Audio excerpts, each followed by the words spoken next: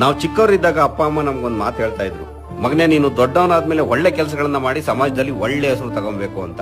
ಅದನ್ನ ನಾವು ದೊಡ್ಡವರಾದ್ಮೇಲೆ ತುಂಬಾ ಸೀರಿಯಸ್ ಆಗಿ ತಗೊಂಡ್ಬಿಟ್ವಿ ಅಂತ ಅನ್ಸುತ್ತೆ. ನಾವು ಸಮಾಜದಲ್ಲಿ ಒಳ್ಳೆ ಹೆಸರು ತಗೊಳ್ಳೋ ಪ್ರಯತ್ನದಲ್ಲಿ ನಾವು ನಮ್ ತನನೇ ಮರೆತು ಬೇರೆಯವ್ರಿಗೆ ಒಳ್ಳೆಯವನು ಅನ್ನೋ ರೀತಿ ಬದುಕೋ ಪ್ರಯತ್ನ ಮಾಡಕ್ ಶುರು ಮಾಡಿದ್ವಿ. ಆದ್ರೆ ರಿಯಾಲಿಟಿಲಿ ನಾವು ಎಷ್ಟೇ ಪ್ರಯತ್ನ ಮಾಡಿದ್ರು ಕೆಲವ್ರ ದೃಷ್ಟಿಲಿ ನಾವು ಹೀರೋ ಆದ್ರೆ ಇನ್ ಕೆಲವ್ರ ದೃಷ್ಟಿಲಿ ನಾವು ವಿಲನ್, ಕೆಲವ್ರ ದೃಷ್ಟಿಯಲ್ಲಿ ನಾನು ಧೈರ್ಯಶಾಲಿ ಆದ್ರೆ ಇನ್ ಕೆಲವ್ರ ದೃಷ್ಟಿಲಿ ನಾನು ಹೇಳಿ, ಒಂದಿಷ್ಟು ಜನಕ್ಕೆ ನನ್ನ ಮಾತು ಕೇಳಿ ಖುಷಿ ಆದ್ರೆ ಒಂದಿಷ್ಟು ಜನಕ್ಕೆ ನನ್ನ ಮಾತು ಕಂಡ್ರೆ ಇರಿಟೇಷನ್, ಕೆಲವರಿಗೆ ನಾನು ಜೊತೆಗಿದ್ರೆ ನೆಮ್ಮದಿ, ಇನ್ ಕೆಲವರಿಗೆ ನನ್ನ ನೆರಳು ಕಂಡ್ರೆ ಸಾಕು ಕುದೀತಾರೆ, ಕೆಲವರಿಗೆ ನಾನು ದೇವ್ರು ಕೊಟ್ಟು ವರ ಆದ್ರೆ ಇನ್ ಕೆಲವರಿಗೆ ನಾನು ಶನಿ ಮನೆ ಹಾಳ.